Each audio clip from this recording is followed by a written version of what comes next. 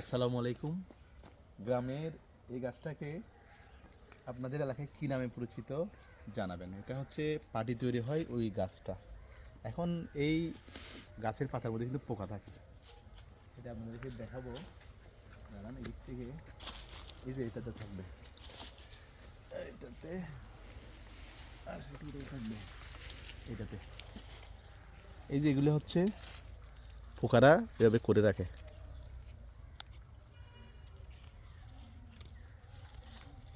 এরা কিন্তু ঘরের মতো বানায় রাখছে, এটা ট্যাপ দিয়ে ইয়া করা আছে।